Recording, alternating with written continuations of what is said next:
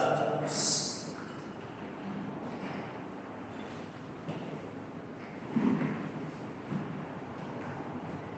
Hoje a gente vai estamos dando início a um estudo sobre uma seita que é bastante conhecida, bastante disseminada no nosso país, Brasil, que é o Espiritismo, especialmente o Espiritismo kardecista. Já tenho estudado o Espiritismo de maneira mais ampla, de maneira mais geral, assim, ele, dentro desse escopo, assim, tem muitas seitas diferentes. Tem muitas seitas diferentes que podem ser classificadas como seitas espíritas. Basicamente, quando há algum vínculo de comunicação com mortos e alguma doutrina que se relaciona com reencarnação, pode vincular isso ao Espiritismo. No caso, não necessariamente o Espiritismo kardecista, mas de uma maneira mais ampla. A gente já viu, por exemplo, os cultos afro, Candomblé, Banda, isso há 2 semanas atrás. Semana passada nós vimos aquela chamada assim, uma seita, Igreja da Nova Jerusalém, que é bem antiga, mas que assim, ela é anterior ao Espiritismo kardecista e já lança alguns fundamentos, porque apesar de aquela seita, essa tal chamada da Igreja da Nova Jerusalém, eles não têm como doutrina a questão da reencarnação, mas eles tinham como doutrina a comunicação com os mortos. E também a gente viu, na semana passada, sobre a Cientologia. A Cientologia lá, a religião lá de Hollywood, que comentei, dois famosos que fazem parte dessa seita, o John Travolta, o Tom Cruise, dentre outros, e que também ela pode ser considerada como uma seita espírita, uma vez que eles afirmam a reencarnação. E assim por diante, a gente já viu outras no passado, no ano anterior, 2024 e 2023 também. Trabalhar em outras seitas também, que poderiam classificar dentro do Espiritismo. Mas aqui a gente vai hoje começar a abordar essa que é, quem sabe, a mais disseminada, pelo menos no nosso país, que é o Espiritismo kardecista. Essas doutrinas, assim, como reencarnação, isso não é algo novo, não é uma coisa que surge no Espiritismo kardecista. Essas ideias de reencarnação já se tem os primeiros relatos, assim, pelo menos, seja escritos, que permaneceram até hoje. Os primeiros relatos sobre uma crença de reencarnação acontecem lá pelo século VII a.C. Então, pelo menos, é óbvio que uma coisa é o relato, outra coisa é a crença. A crença nesse tipo de doutrina falsa pode ser até mesmo anterior a isso. Mas nós vamos ter os primeiros relatos dessa crença, da doutrina da reencarnação, ela no século VII a.C., na literatura hindu. Então, o hinduísmo é onde, vamos dizer assim, é a religião que é a raiz dessa crença na reencarnação. Onde nós vamos ver posteriormente também uma crença nessa reencarnação, posteriormente lá na Grécia, o filósofo Pitágoras. Pitágoras é um dos primeiros filósofos gregos a vamos dizer assim, afirmar uma crença, assim, uma espécie de transfiguração das almas, ou seja, a reencarnação. E daí, já posteriormente, já no século XIX, surge o Allan Kardec, chamado de decodificador, ou seja, aquele que estruturou de forma a forma de doutrina mais atual sobre as práticas espíritas. Só que antes de Allan Kardec, algo que aconteceu lá nos Estados Unidos é que, de fato, gerou assim, um grande interesse, onde muitos colocam no início desse espiritismo moderno, lá nos Estados Unidos, uma das chamadas as Irmãs Fox. Então, quem eram essas Irmãs Fox? Né? O nome delas, uma era Margaret Fox e a outra era Kate Fox. Ambas pré-adolescentes, moravam aqui, na cidade de Hyattsville, nos Estados Unidos, ficava perto de Nova York, e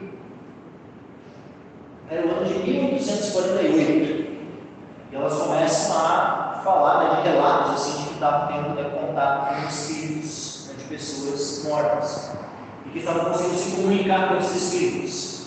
E aí elas relatam ali sobre que essa comunicação se dava por batidas, né? Elas falavam, faziam alguma pergunta e tal, e a resposta vinha por meio de uma espécie de, não exatamente, não, uma espécie de código Morse, assim, né?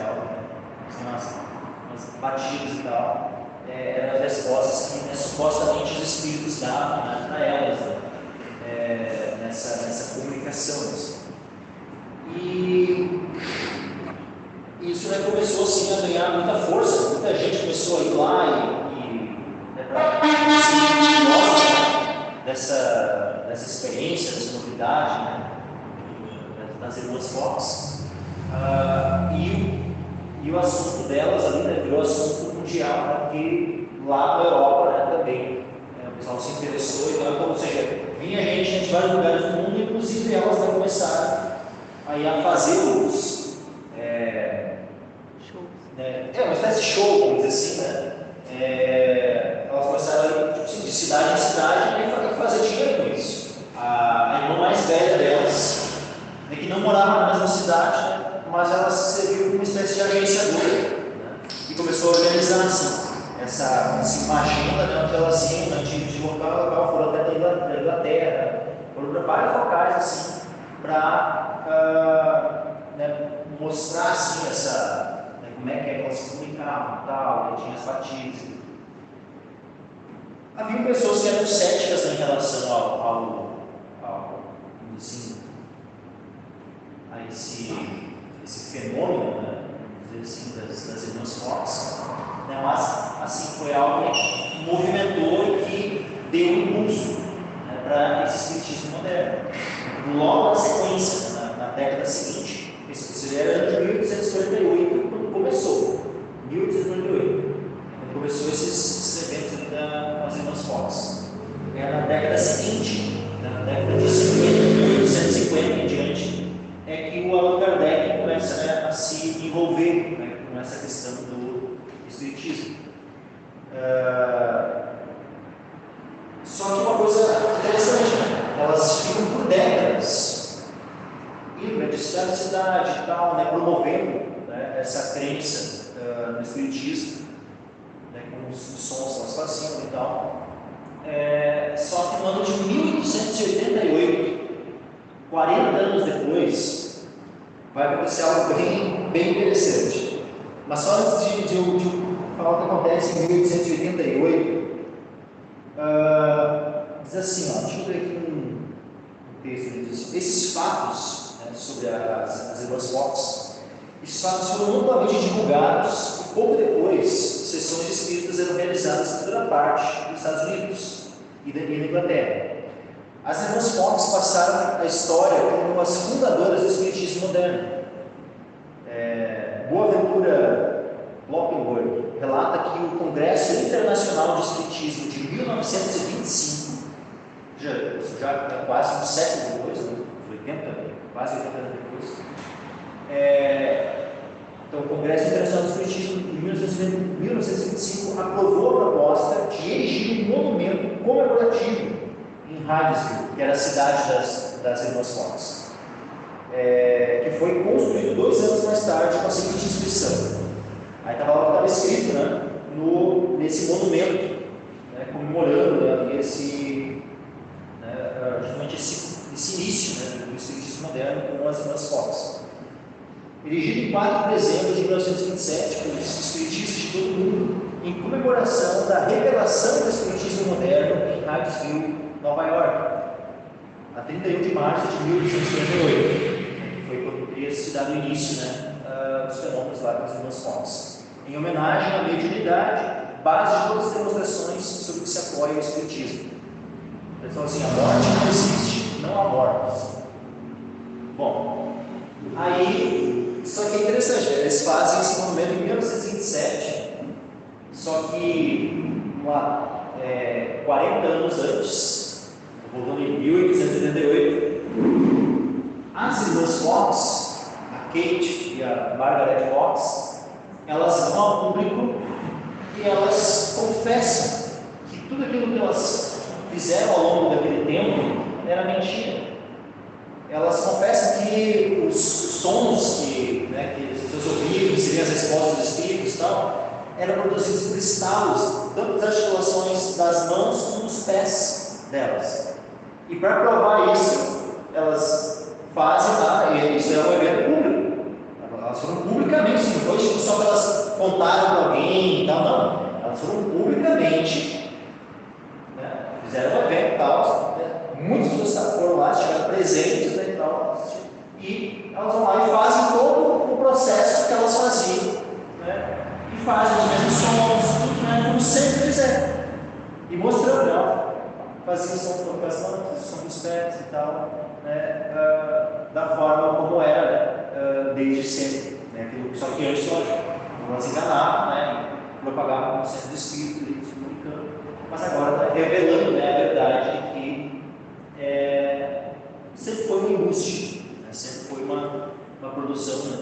Então já começa por aí, né? O espiritismo moderno, ele já tem o seu estopim, o seu início, numa fraude, né, um embuste, né, feito por duas irmãs ali, que teve hoje, eu não cheguei a ver isso, mas eu não lembro agora qual foi a fonte que eu tinha consultado, mas há um tempo atrás eu já tinha visto que também um dos motivos, né, que elas deram, né, quando elas revelaram, né, a mentira e tal, é que na época elas eram crianças, adolescentes ali, que iniciou que o objetivo delas na época, né, era apenas, digamos, uma espécie de pegar uma peça na mãe delas. Você queria assustar a mãe e tal, né, só que isso, uma coisa infantil, né, pré-adolescentes ali, como aquilo começou a ganhar vulto, ganhar força, né, elas só levaram o assunto adiante. Mas, no fim, a vida delas é uma vida, né, destruída, sabe, se perderam no alcoolismo, né, então, tipo assim, todo o dinheiro que elas foram ganhando, muito dinheiro ao longo da vida delas, as sessões de espíritos e tudo mais, só que, né, tudo elas iam torrando, né, em alcoolismo, e outras coisas. Mas por fim revela a verdade, mas mesmo assim, mesmo trazendo à tona, né, depois vai lá a sociedade, o Congresso Internacional do Espiritismo vai lá e dirige o movimento, né, mesmo sendo já tendo sido revelado que era uma fraude, né, mas tem pessoas que mesmo quando as próprias, né, falam, mas assim, não querem acreditar, não pode ser que eu fiquei a vida toda acreditando numa mentira, né, e aí entra, né, num estado de negação e consequência. Vamos lá, agora um pouco mais sobre o próprio Allan Kardec. O nome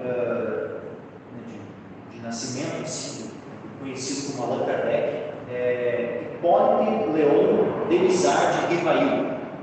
Ele nasceu em Lyon, na França, em 3 de outubro de 1804. Depois ele se mudou para Yverdon, na Suíça, onde estudou Pestalozzi. Se tornou discípulo desse Pestalozzi. E aí quando eu vi isso aqui, ele foi discípulo desse Pestalozzi, aí eu associei, né?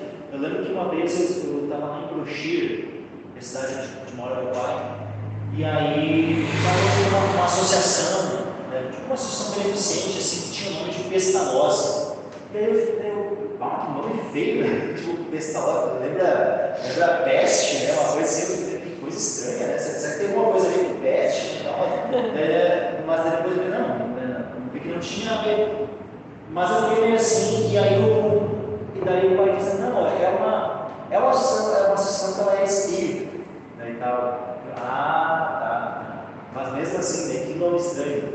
Mas tá, né? Aí, quando eu fui estudar sobre o Allan Kardec, daí eu entendi por que né, essa associação espírita beneficente e tal recebe esse nome, né, de Pestalozzi, né, por causa daquele que foi um dos mestres, né, um dos professores do próprio Allan Kardec. O Allan Kardec se formou em letras, em ciências e posteriormente em medicina. Em 1854, ele conheceu, né, um homem que na época eles chamavam de magnetizador, que envolvido com o ocultismo, assim, mas é chamado Fortier. E ele falou para o Allan Kardec do fenômeno das mesas que se giravam, se moviam e tal, né, pelo poder de espíritos. No primeiro momento, a princípio, o Allan Kardec ele fica meio, a princípio, descrente assim, em relação àquilo, mas, posteriormente, ele vai atrás, né? Vai numa daquelas casas onde estavam, né, fazendo aquelas experiências, né, aqueles eventos ali, fenômenos, e ele passa, então, a princípio, a acreditar naquilo, né? E daí resolve, não, deixa eu entender o que está acontecendo aí e tal, e a partir dali ele começa, né, a desenvolver, né, a doutrina espírita. Aí ele começa, né, diz assim, ele começa a levar uma série de questões, né, preparadas para aquelas sessões espíritas, assim, né, para ele levar para cada sessão uma série de questões preparadas, metodicamente respostas. E eram sempre respondidas com precisão, profundeza e lógica, né? Mas isso é a descrição do Allan Kardec, onde ele descreve isso no Livro dos Espíritos. Mais tarde, quando eu vi que aquilo constituía um todo, ganhava as proporções de uma doutrina, tive a ideia de publicar os ensinos recebidos para a instrução de toda a gente. E foram aquelas mesmas questões que sucessivamente desenvolvidas completas constituíram a base de O Livro dos Espíritos. No dia 25 de março de 1856, numa sessão com o Rivail, ele recebeu através de uma médium a revelação de que certo espírito seria dali por diante o seu guia espiritual. E que esse espírito foi identificado com o nome de A Verdade. O nome é A Verdade. E mais tarde foi lhe dada, né, a revelação de que ele tinha a missão de divulgar uma nova religião, né, que por fim seria, né, a verdadeira religião.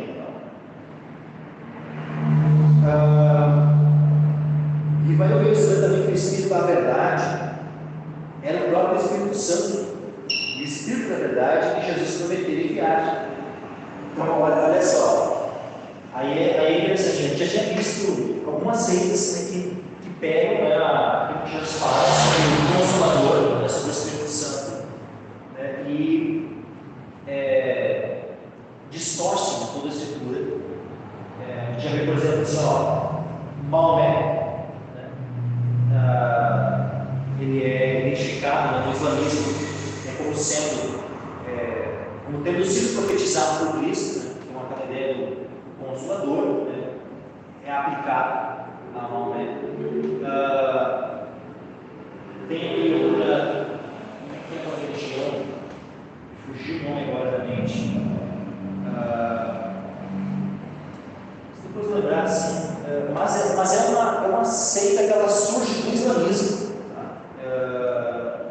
Ela surge do islamismo, se não me engano, do Irã. E também, se não me engano, é fé Bahá'í. Posso mas a princípio é a fé Bahá'í. A fé Bahá'í também, né, o líder, que é o fundador dessa seita, né, Fé Bahá'í, ele era chamado de Baha'u'lláh, e também, né, nessa seita eles dizem, né, que o Baha'u'lláh era era o consolador que havia sido prometido por Cristo. Não diferente, né, dessas outras duas seitas, o islamismo e a Fé Bahá'í, o Allan Kardec, né, vai e aborda, né, assim, que o espírito guia dele era, então, na verdade, né, assim, identificado com a verdade, era então o Espírito Santo, o Espírito da verdade. Né?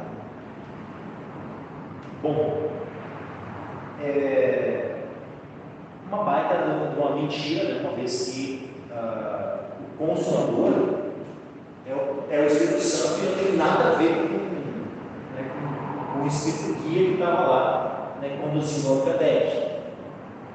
O Espírito que estava guiando Allan Kardec, né, a gente pode dizer que todas as letras era só mais um demônio, um espírito de engano que estava conduzindo ele, lógico, se vendendo, né, como sendo a verdade, dizendo o Espírito de si próprio, né, como um Espírito enganador, né, que seria, né, o Espírito Santo.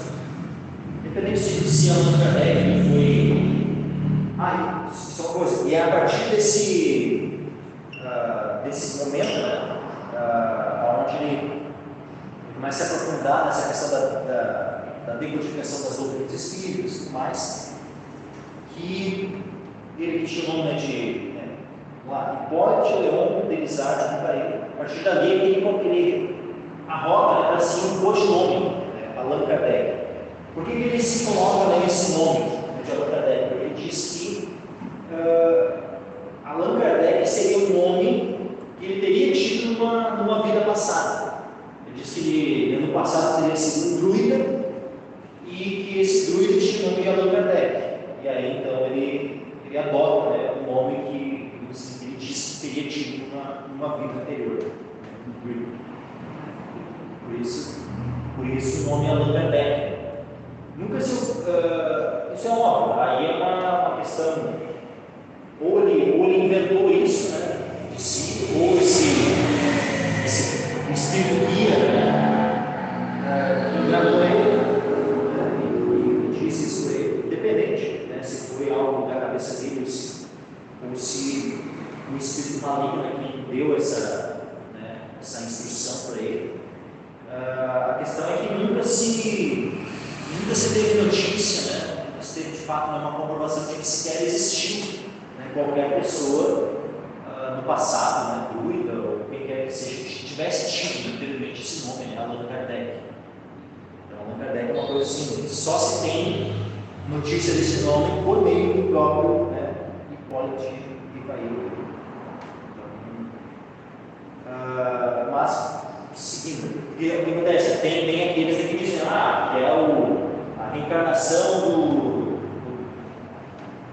da Cleópatra, a reencarnação do Júlio César, ou seja, tem alguns que arrogam ser a reencarnação de alguém que de fato existiu, como, né, inclusive algumas seitas, né? Tem seitas que chegam a dizer assim, o fundador da seita é uma reencarnação de Jesus Cristo. Quer dizer, tem gente para tudo, né? Diz que é a reencarnação de fulano, ciclano e tal. Né? Mas muitas vezes ele diz que são a reencarnação de uma pessoa que de fato existiu. No caso do Allan Kardec, né, não se tem comprovação alguma de que um suposto Allan Kardec do passado, druida e tal, tivesse existido. Mas, seguindo aqui, o primeiro livro escrito por Allan Kardec foi o Livro dos Espíritos, foi publicado em 18 de abril de 1857. Data, né? Então, uma vez que a publicação desse primeiro livro é a data que muitos espíritas consideram como sendo a data da fundação do espiritismo. Alguns colocam, né, a fundação lá com as suas fotos, outros colocam a fundação do espiritismo moderno como a publicação desse Livro dos Espíritos do Allan Kardec. Seguindo aqui. Depois disso, né, o Allan Kardec escreveu vários outros livros, né, dentre eles o Evangelho segundo o Espiritismo, a Gênese, o Céu e o Inferno, o Livro dos Médicos, o que é o Espiritismo e, por fim, obras póstumas. Ele organizou uma sociedade parisiense de estudos espíritas em 10 de abril de 1858, fundou uma revista espírita e ele faleceu em 31 de março de 1869, devido à ruptura de um aneurisma. Só uma questão aqui, né? Quando ele escreve esse outro livro, também é muito conhecido, o Evangelho segundo o Espiritismo, aqui nós temos, né, já mais um ponto, além da distorção da doutrina do Espírito Santo, que ele faz. Nesse caso aqui também é uma confissão, né, para quem conhece a palavra, né, para quem conhece as Escrituras, ao escrever um livro, o Evangelho segundo o Espiritismo, né, para o crente de verdade, ele já dá uma confissão de heresia, uma confissão de falsa doutrina. Vamos lá, quem conhece a Escritura vai conhecer Gálatas capítulo 1. Vamos abrir aqui Gálatas capítulo 1. Se nós vou mais adiante, né, a gente vai continuar nessa temática, né, do Espiritismo. A gente vai continuar pelo menos mais 2 quintas-feiras. Então eu pretendo ir me aprofundar nesse aspecto das doutrinas e refutação das doutrinas espíritas. Até porque o Espiritismo tenta usar bastante da Escritura para tentar comprovar algumas das suas doutrinas, né? Suas doutrinas heréticas. Então, nós vamos demonstrar pela Escritura por que essas doutrinas elas são uma distorção das Escrituras. Mas isso a gente vai fazer na quinta-feira que vem e na outra, se Deus permitir. Vamos lá, Gálatas capítulo 1.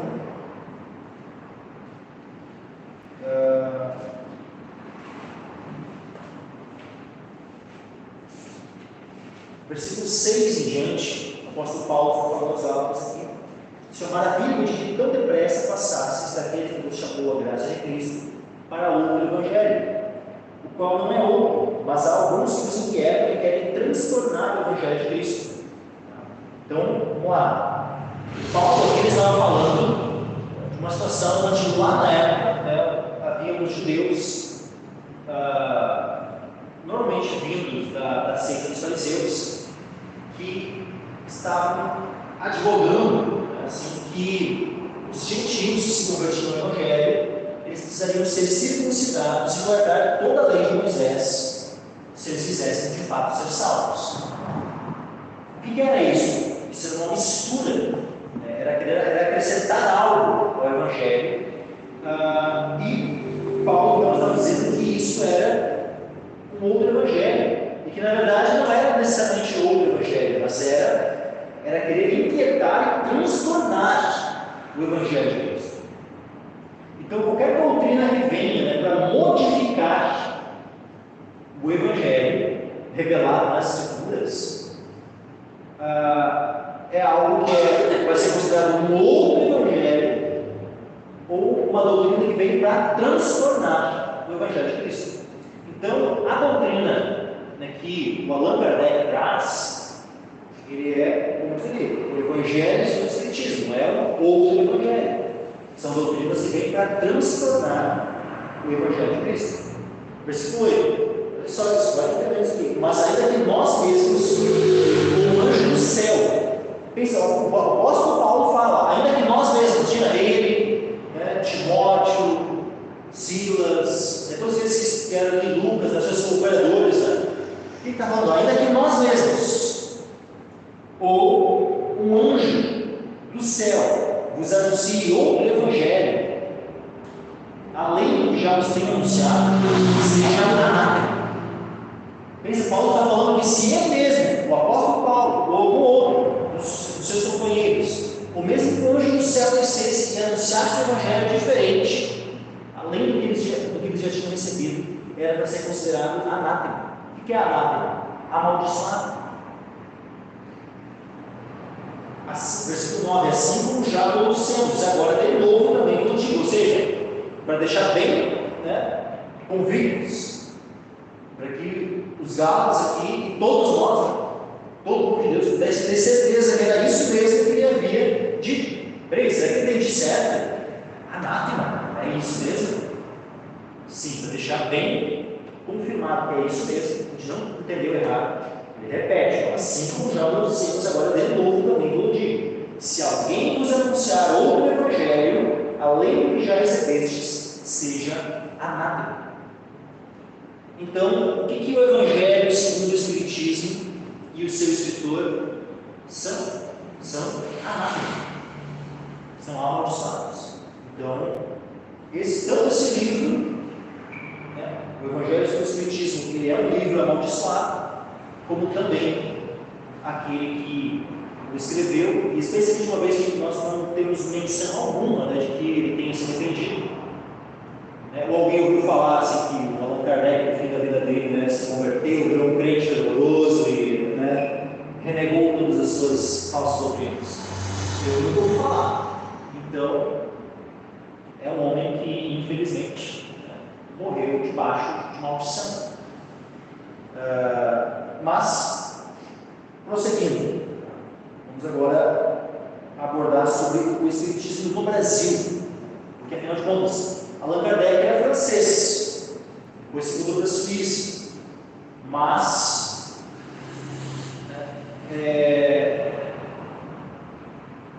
países do mundo, que a gente pode considerar assim, que mais foi influenciado pela doutrina do Allan Kardec é o Brasil.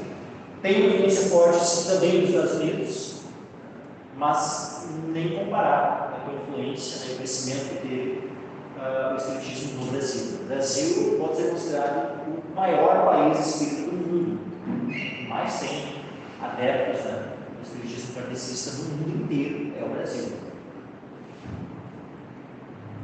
No Brasil, a primeira sessão espírita registrada, né, pode ter acontecido alguma coisa antes, mas que se tem registro, aconteceu em 17 de setembro de 1865. Vejam que nessa época o Allan Kardec estava vivo ainda. Ele morreu em 1869. A primeira sessão no Brasil foi em 1865. Em Salvador, na Bahia, sob a direção de Luiz Olímpio Pérez de Menezes. E este fundou, no mesmo ano, o primeiro centro espírita, o nome de Grupo Familiar do Espiritismo. Em 1869, apareceu o primeiro periódico espírita chamado O Eco do Além Túmulo, também em Salvador. Mas foi um grupo que ele teve, tanto o grupo como o periódico tiveram curta duração, não prosseguiu depois. No Rio de Janeiro, a primeira menção, né, que se tem de um movimento organizado assim, foi em 1873.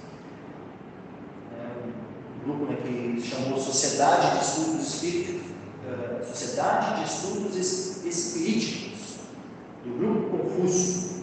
Esse é o nome. E 2 anos depois, esse grupo lança a Revista Espírita. Em 1883, eles mudam o nome da revista para. Aliás, perdão. Não, ocorrem divisões em alguns desses núcleos espíritas, e aí há uma fundação de uma outra revista, né, chamada Revista Reformadora. E aí essa revista Reformadora vai dar origem, né, a um órgão oficial, né, no Brasil, chamado Federação Espírita Brasileira, que é organizada na época seguinte. Aqui são dados não são dados atuais, tá, de 2024, 2025, mas é mais antigo, tá? Os dados aqui, então, mas independente. Na época, né, que esse livro foi escrito, como é que estava a situação no Brasil? Naquela época, o Espiritismo kardecista contava, né, com cerca de 6,9 milhões, quase 7 milhões de adeptos. Isso em que ano? Deixa eu ver aqui. Isso aqui, a princípio, década de 90. Década de 90. Então,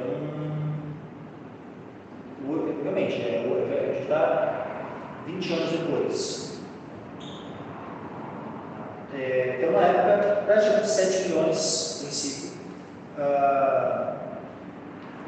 E 5, na época também, 5.500 centros espíritas espalhados no território nacional.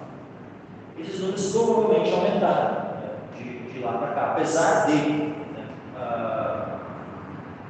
eu conhecesse, olha, ao longo da minha caminhada, assim, já conheci dezenas de irmãos em Cristo que se converteram no Espiritismo, ou seja, deixaram de ser espíritas, né, e se converteram.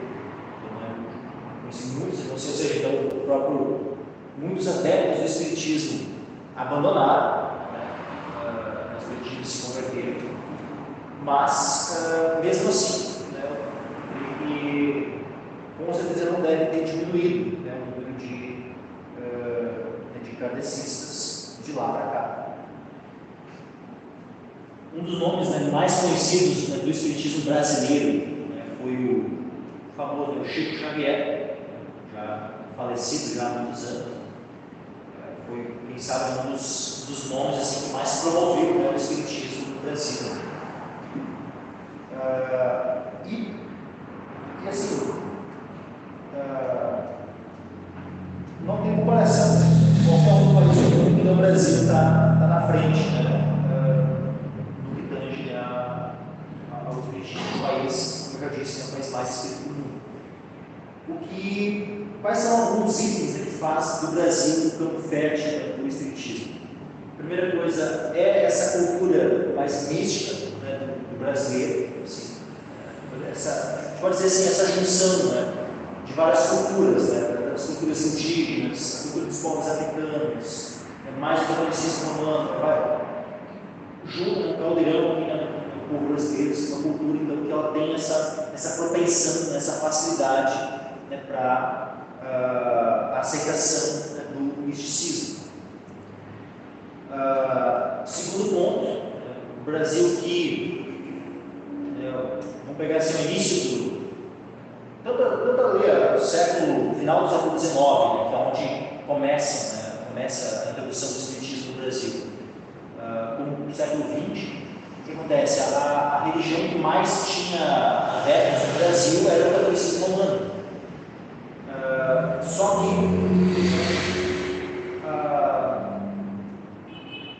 o catolicismo romano ele pega ali, né, no século XX, ele começa a ter uma grande influência, né, também do marxismo. Então, pelo menos uma boa ala, né, do catolicismo romano começa a migrar assim, para essa teologia de libertação, né, mais, né, e fora, né, outras questões. Então, muita gente, né, começa a sair do catolicismo, né, que quer, assim, buscar outras coisas. E aí muita gente parte, então, alguns partem para se religioizar, outros partem para o espiritismo kardecista. Terceira coisa que faz que aqui no Brasil o espiritismo kardecista se prolifere é a questão de que ele se propõe a ser uma religião cristã. Normalmente o espiritismo kardecista ele diz que é cristão. Então pensa, está lá, não, dificilmente um evangélico vai migrar para o espiritismo kardecista. Não que isso não aconteça, não vou dizer que não aconteça, mas é um pouco mais difícil isso acontecer. Mas normalmente muitos católicos vão ali, não tem tanto conhecimento, né? A Igreja Católica normalmente não estimula o estudo das escrituras. Então, algo, né, que se vende como cristianismo vai ser mais fácil de ser aceito, né, assim dizer. Então, uma fachada cristã, né, do espiritismo, então, afirmando que o espiritismo é o mesmo que o cristianismo, usando o nome de Cristo. Então, a doutrina kardecista exerce uma forte atração sobre pessoas incautas que desconhecem o verdadeiro cristianismo bíblico. E também, outra coisa que ajuda, né, muita gente a aderir ao espiritismo é a proposta, né, que se tem de consultar os mortos. Então, tá lá, tem um ente dele que faleceu, morreu o filho, morreu o pai, morreu, né, a pessoa está lá com aquela saudade, aquela coisa, né, o Espiritismo propõe, né, que possa entrar novamente em contato, né, com a pessoa, porque o ente que faleceu.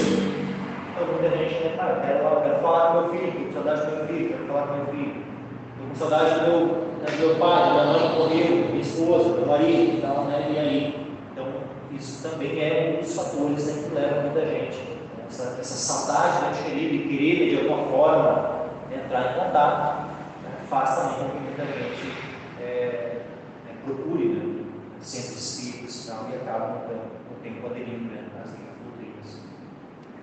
Só um dado atualizado a respeito da quantidade de espíritas no Brasil. No último IBGE foi constatado 4 milhões de pessoas que se declaram espíritas, porém 40 milhões de simpatizantes, que não são espíritas declarados, mas que simpatizam. É bem por aí mesmo. Até porque, assim, muitas vezes, bom, cansei de ver assim, né, pessoas que se declaram, tipo assim, qual a tua religião? Sou católico, apostólico romano, mas está toda semana, né, indo no centro espírita. Mas aí quando lá o filho nasce, vai lá na igreja católica batizar, quando vai casar na igreja católica, ou seja, tem muito, né, normalmente o católico ou não praticante, né, mas que ele se diz católico, né, ou às vezes ele acaba indo, né, em cultos afro, ou às vezes vai, né, no espiritismo, mas ele acaba sendo contado como um católico, mas na prática, né, ele segue alguma vertente espírita. Uma outra coisa interessante, né, que no Brasil, algo que promoveu bastante o espiritismo no Brasil, é a própria maçonaria. E é interessante que maçonaria também é algo que é forte nos Estados Unidos, é forte no Brasil. São dois países onde a maçonaria é muito forte, Estados Unidos e Brasil. Quem sabe os países onde mais a maçonaria tem força. E muitos dos princípios da maçonaria, eles se encaixam, né, com os princípios do espiritismo. Então, o próprio apoio da maçonaria também é algo que contribuiu para o crescimento do espiritismo no Brasil. Vamos aqui ver alguns textos da Escritura, né, sobre a questão do espiritismo. O espiritismo na Bíblia. Óbvio que não é o espiritismo kardecista, tá? O espiritismo kardecista, lógico, só vai surgir no século XIX. Mas não significa que não houvesse, né, crenças espíritas ou práticas espíritas nos tempos bíblicos.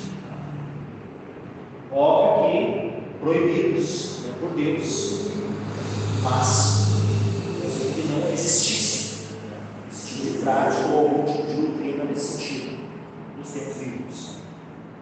Então vamos ver aqui alguns textos, tá? A gente tem uma palavra hebraica que é a palavra óbvio. E essa palavra poderia ser traduzida literalmente, né, como um vaso. Só que não é um vaso qualquer. É um vaso para receber espíritos. Ou seja, aquela pessoa que recebe espíritos era chamada de óbvio, né, em hebraico. Ou seja, era um vaso que recebia, né, esses espíritos. Essa palavra pode ser traduzida, né, para o português, aliás, ela vai ser traduzida, dependendo da versão bíblica, né? Algumas vezes é traduzida como médium, outras vezes é traduzida como necromante, outras vezes como adivinhador.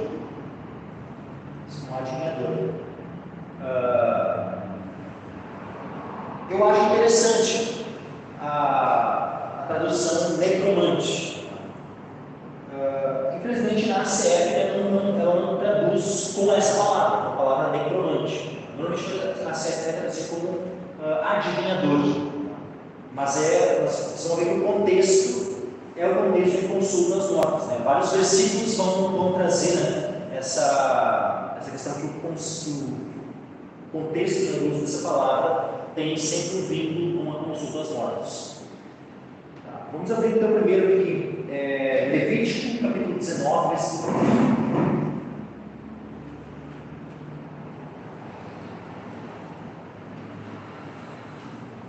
Levítico 19, versículo 31.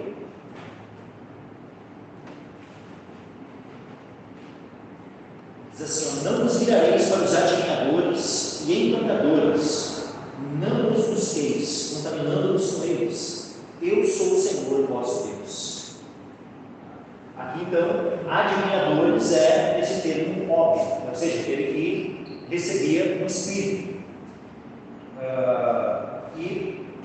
Ou seja, né, poderia ser traduzido aqui, né, mas se não vos virareis para os adivinhadores, poderia ser não vos virareis para os necromantes, ou não vos virareis para os médicos.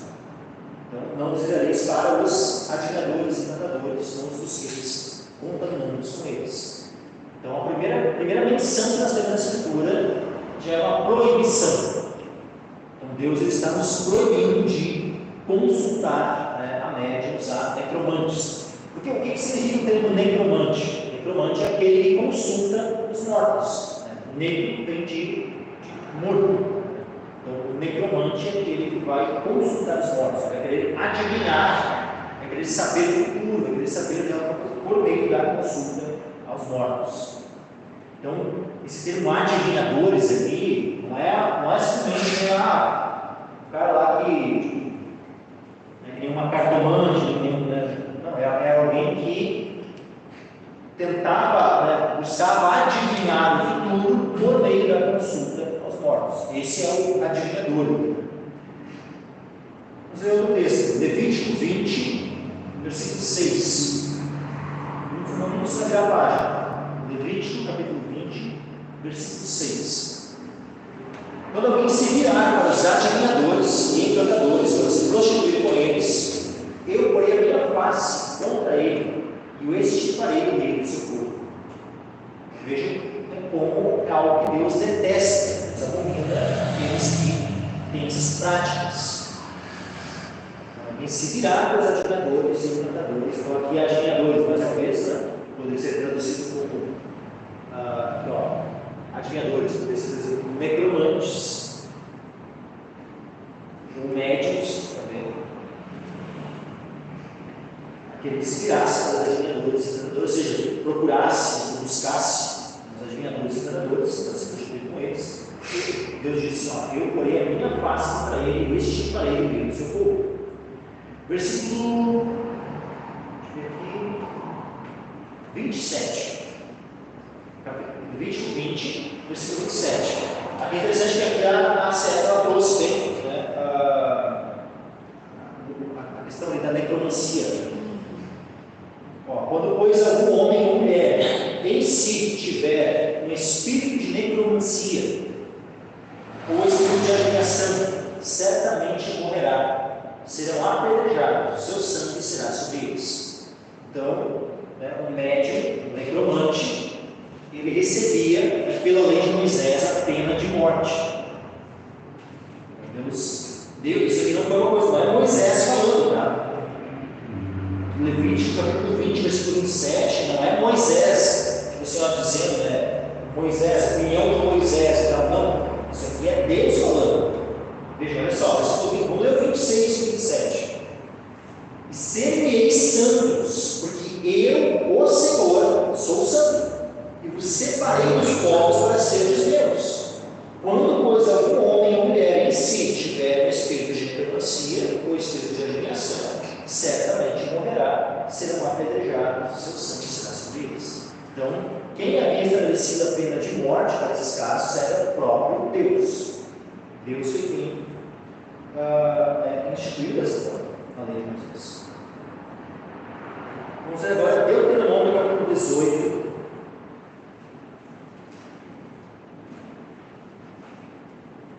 Deuteronômio capítulo 18,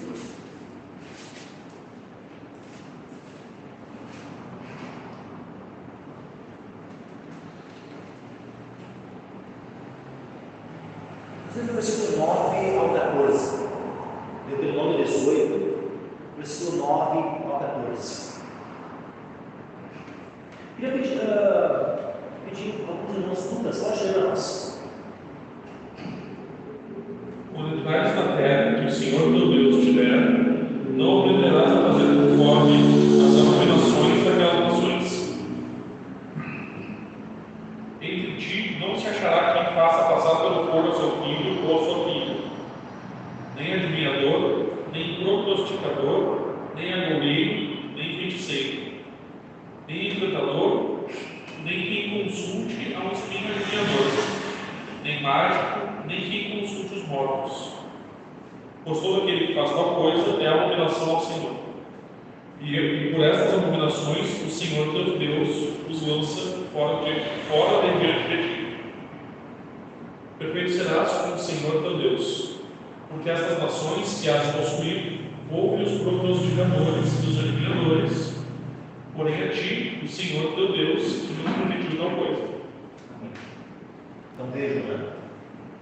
Deus é muito claro aqui que aquelas nações tinham essas práticas de consultar os tempos. Aqui, ó, vou pegar o versículo 11.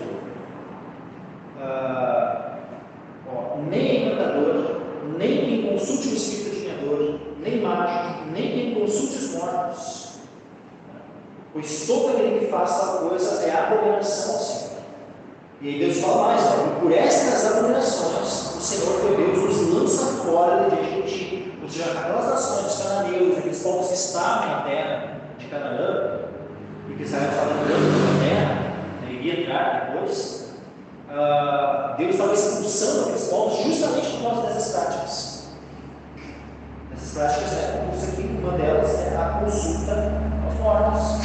E Deus fala assim, ó, essas ações que há de possuir, ouve os prognosticadores e adivinhadores, porém a ti, o Senhor teu Deus, não permitiu tal coisa. Então, nenhuma das coisas pode ser a prática dos outros, mas a ti, a prática tua, o meu povo, né? Deus falou assim, ó, vocês são meu povo, a prática de vocês não pode ser essa. Então, o povo de Deus, alguém que diz que serve a Deus, é um Deus vivo, um Deus verdadeiro, não pode ser a consulta aos mortos, qualquer coisa do tipo. Vamos lá para, assim, ó, 1 Crônicas, capítulo 10, versículo 13.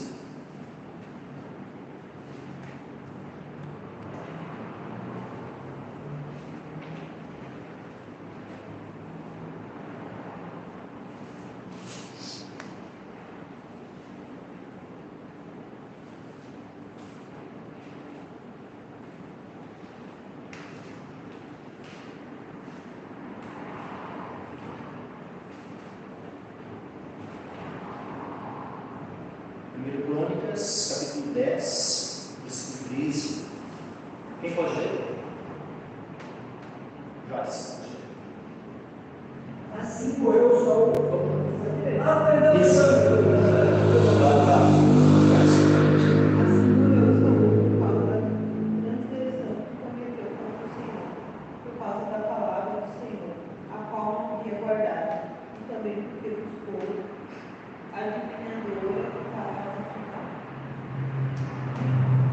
Olha só, aqui a gente tem a causa do porquê Saul morreu. Saul morreu porque ele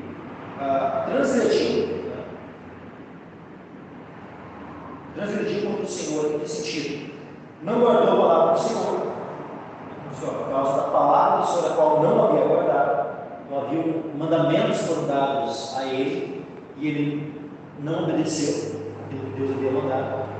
E por fim, onde ele sela, o destino dele, é quando ele, após tudo, ele finaliza. O último dia de vida dele, o último dia de vida de Saul, Saul vai lá e consulta quem? Ele busca quem? Uma adivinhadora. Só que a mulher somente que foi lá e leu o nome de Saul para adivinhar o futuro de Saul? Não. Ela era bem uma adivinhadora. O que é uma adivinhadora?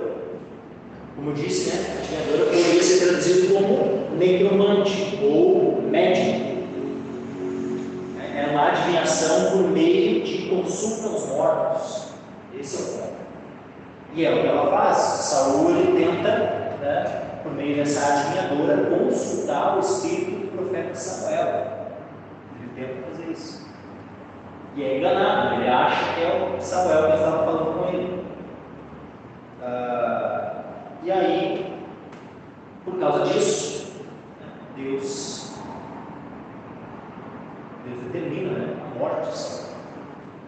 Assim morreu Saul por causa do Senhor, por causa da palavra do Senhor, não havia guardado, e também porque buscou a adivinhadora ou a necromante para consultar. E não buscou o Senhor, e por isso o matou e transferiu o reino a Davi, filho de Jessé. Então vejo que aquela palavra que Deus já havia falado lá em Levítico, que Deus iria voltar o seu rosto contra aqueles que buscassem os necromantes, ela se cumpre em Saul. Deus volta o seu rosto contra Saul e o elimina do meio do povo de Israel. Continuando aqui, vamos ver que outros, né? 2 Reis, capítulo 21. 2 Reis, capítulo 21. Gaúcho, pode ler para nós. 2 Reis 21, versículo 6.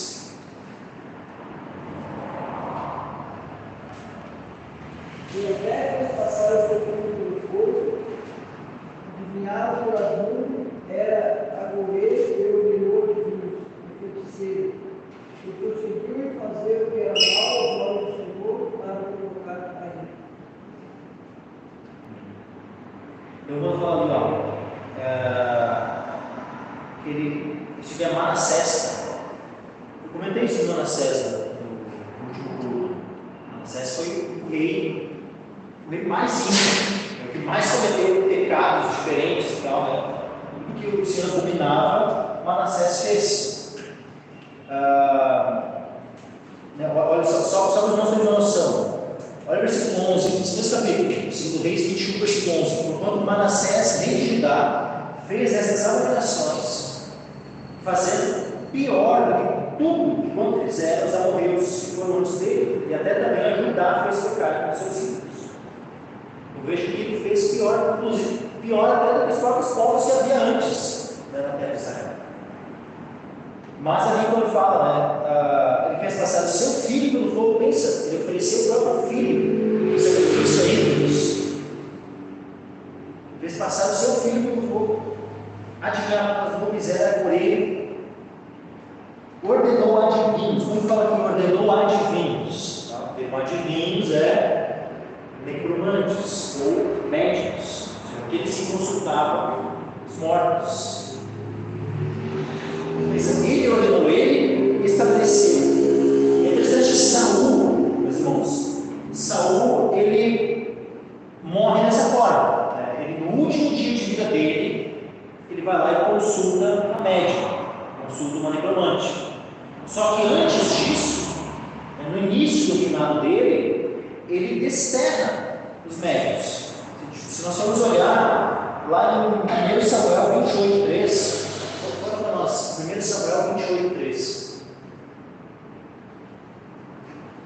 Olha só, Samuel já estava morto e todo Israel tinha chorado e o tinham sepultado em Ramá, que era a sua cidade. E Saul tinha desterrado os adivinhos e os encantadores. Então, Saul, no primeiro momento, ele tinha desterrado, ou seja, expulsado da terra os adivinhos, ou seja, os necromantes, aqueles que consultavam os mortos. E ele expulsado de Israel. Ele não permitiu que tivesse adivinhos, ou seja, necromantes, médicos na terra de Israel. Posteriormente, ele vai e consulta o mundo. E morre no dia seguinte, tirando a própria vida. Ele morre, se mata. Mas agora a gente vê aqui o Manassés, que fazendo completamente o oposto, em vez de desterrar, não, ele ordena, ele estabelece esses adivinhos, esses necromantes em Israel. Então, é para ver a impiedade de Manassés. Ele propaga isso. E, continuando aqui, depois de Manassés, nasce Amon, filho de Manassés, e Amon vai ser pai de Josias. Josias já é um rei completamente diferente de Manassés. Vamos abrir aqui agora 2 Reis 23, versículo 24. 2 Reis 23, versículo 24. Vai dizer assim, ó. Aliás, alguns irmãos, se puder, leia esse versículo. 2 Reis 23, versículo 24. Também os adivinhos, os feiticeiros, os serafins, os ídolos e todas as abominações que se viam na terra de Judá e em Jerusalém, os explicou Josias, para confirmar as palavras da lei que estavam escritas no livro que o sacerdote Hilquias achara na casa do Senhor. Então, olha, a primeira, os adivinhos. Os adivinhos, também os adivinhos, os adivinhos são os médicos, os necromantes, aqueles que consultam os mortos. Então, os adivinhos, os feiticeiros, serafins, ídolos, todas as abominações que se viam na terra de Judá, em Jerusalém, e que Josias fez, ele os extirpou para confirmar as palavras da lei que estavam escritas no livro que o sacerdote fez achar na casa do Senhor. Então, Josias foi alguém que, como rei, que buscou seguir a lei de Moisés à risca. Então, aquilo que a gente leu ali, o Levítico, aquilo que a gente leu em Deuteronômio, foi algo que Josias buscou seguir à risca. Então, ele não aceitou que houvesse na terra de Israel adivinhos, feiticeiros, mas quem consultasse a norma. E então, o que nós vemos na Escritura? O padrão de Deus do seu povo é não permitir esse tipo de coisa. A mediunidade, consulta aos mortos, falar aos mortos, invocar os mortos, são coisas que são abominação. Esse é o termo que a gente viu mais de uma vez aparecendo. São coisas abomináveis. São todas as abominações que se viram na Judá. Então, o termo poderia ser usado para descrever as práticas espíritas, seja as práticas do baixo espiritismo, como as das religiões afro, como as práticas do alto espiritismo, que é normalmente o nome que se dá ao espiritismo kardecista, diferente. Todas as práticas diante do Senhor, elas são consideradas abominações. São práticas abomináveis para Deus. Então, esse é o termo da Escritura. Então, eu não receio de usar esses termos, são termos fortes, para algo abominável, uma palavra bem forte. Mas é o termo que a Escritura usa. Então é o termo que nós podemos usar. Aqui eu concluo hoje. Na semana que vem, então, a gente começa a abordar as refutações. A gente vai concentrar quais são as doutrinas espíritas. Então, a gente vai pegar, lógico, as principais, a própria consulta das mortes, a própria reencarnação. Então, a gente vai destrinchar essas doutrinas. Mas também não só essas, outros detalhes, outras questões doutrinárias, questões espiritismo, a gente vai estar abordando e pela Escritura, refutando cada uma dessas doutrinas. Tá bom, meus irmãos? Então, alguém tem alguma dúvida? Queria perguntar alguma coisa? A necromante que Saul consultou morava dentro de Israel? Ou ele foi para fora, por causa que ele tinha botado todo mundo para fora, né? Ou ele foi, assim, tipo, atrás dela, saindo de Israel? Assim, a cidade dela era Endor. Então, vamos ver se tem. Conseguimos encontrar no mapa. né, a cidade de Endor. Se tiver no mapa, a gente consegue saber se era em Israel ou se era fora de Israel. Deixa eu ver aqui.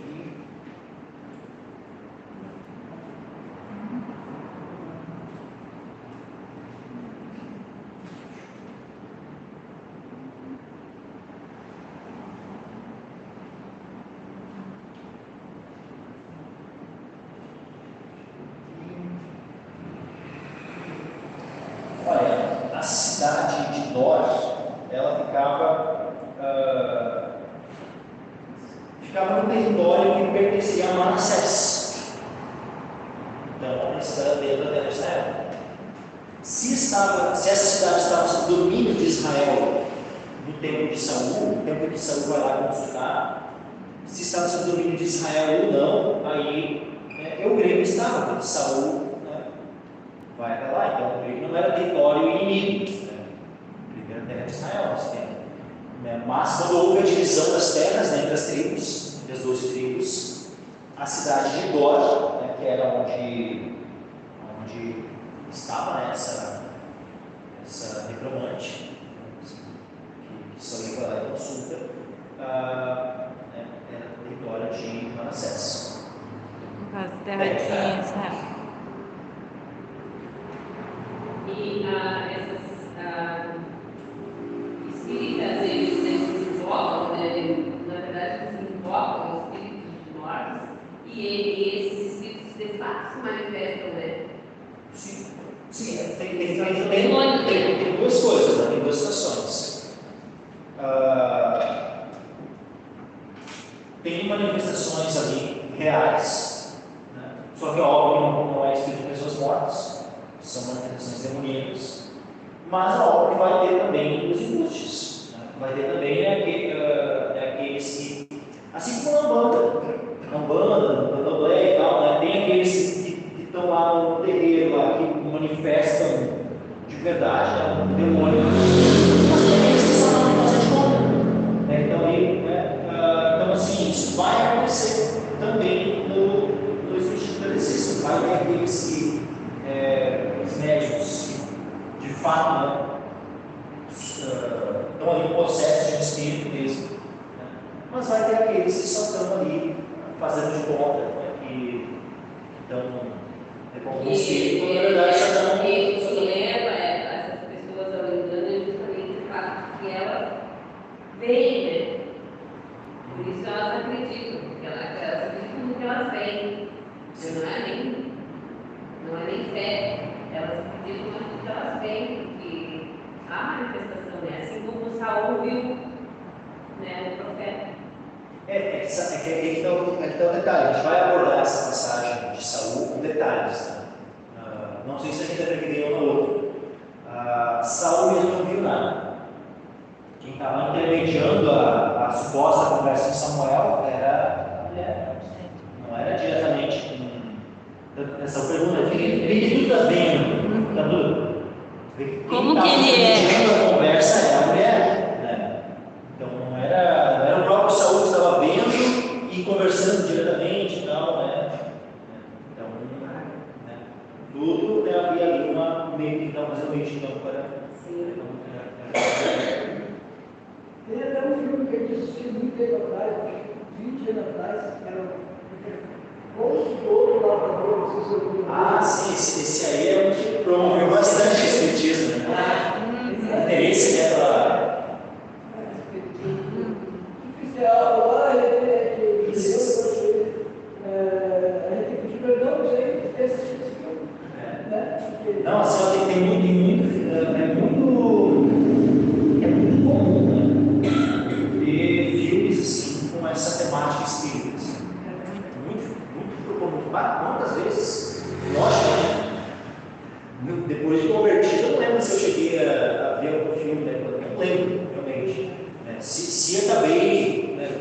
Tipo assim, assistindo uma coisa, foi na casa de alguém ali que estava, né, assistindo e tal, que pode, daqui a pouco eu possa ter visto, né, algum filme que tinha ali algo disso, de algum conteúdo assim, espírita também.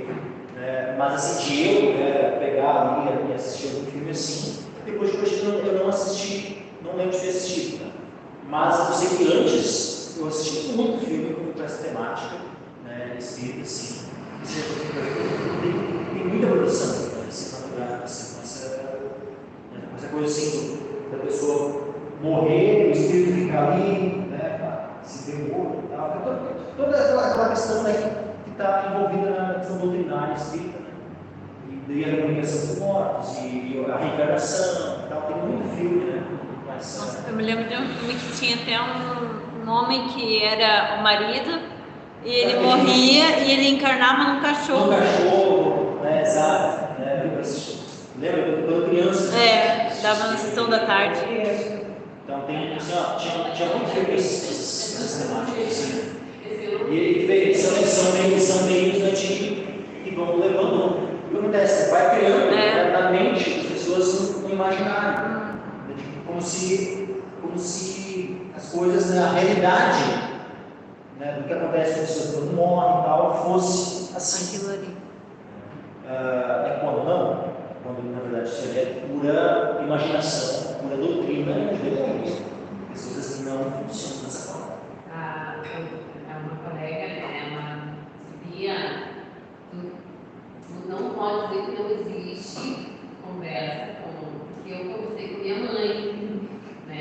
E coisas que só minha mãe e eu sabíamos, ela falou comigo, né? Aí eu digo, não, por exemplo, ele te conhece essa história também, né? E ela não sei como, eu disse, foi depois. E eu fiquei agressiva em dizer, claro, para ela, né? Que é a mãe dela. Mas não era a mãe dela, a mãe, ela era a mãe. Mas quem falou contigo nesses termos aí, vou falar com a mãe, era o demônio. Ela meio que ficou chateada comigo, foi isso que ela não demônio. Não, tua mãe não era o demônio. Sim. Era o demônio. A mãe é tua mãe. Sim, passando por tua mãe. Sim, essas questões assim, né, é muito interessante. Eu até vou, assim, ó, eu não vou nem comentar hoje, né, porque eu quero pegar mais detalhes dessa história, né, com o tio Pedro. O tio Pedro tinha um colega de trabalho assim que ele, eu vou dar bem resumido hoje, tá? Mas semana que vem de repente eu pego ou na outra, né? Se estiver tratando de uma dessas outras assim, eu vou usar como exemplo, né? Vou contar mais detalhes, né? Tipo que lembrar assim. Mas basicamente, tá? Ele tinha um colega de trabalho que era crente, né? Desses bem faca na borda, assim. Aí foi e ele tinha uma colega que estava indo em algum centro espírita, assim, e ela queria falar com algum parente dela que tinha morrido. E aí ele falou assim, mas não vai lá, né? Isso é tudo mentira, não é meu parente e tal, né? Que vai lá, não, mas falou e tinha, né? Sempre a mesma história, né? É muito parecido, né? Fala das coisas, né? Que sabia ali os detalhes, tudo. Não, mas ó, eu vou te provar que não é de Deus isso aí. Isso aí são demônios que estão ali falando. Tu pede para autorização para eu possa entrar junto contigo na próxima vez que for. Tá, tudo bem. E aí foi. Aí deixaram ele entrar junto com ela. Ela pediu se podia entrar junto com ela, autorizar. Quando está lá o médium, né, baixa o espírito lá supostamente do parente dela, e que ele, né, começa a falar e tal, né, aqueles mesmos trejeitos das outras vezes e tal, né, aquele irmão que chega ali, eu te repreendo em nome de Jesus, né, e tal, quando ele repreende o espírito e tal, o cara manifesta, né, mesmo, o demônio, né. E fica bem claro, assim, a mulher, né, está assustada, e fica bem claro para ela que realmente era o demônio, porque eu estava falando, né, não era o parente, não era nada, era só um espírito maligno. Mas eu vou pegar mais detalhes, ver que parente que era, né, se a mulher depois se converteu ou não, né, esses detalhes eu já não sei muito. Uma das que veio na outra, eu conto a história da outra, mais detalhes e trago o desfecho.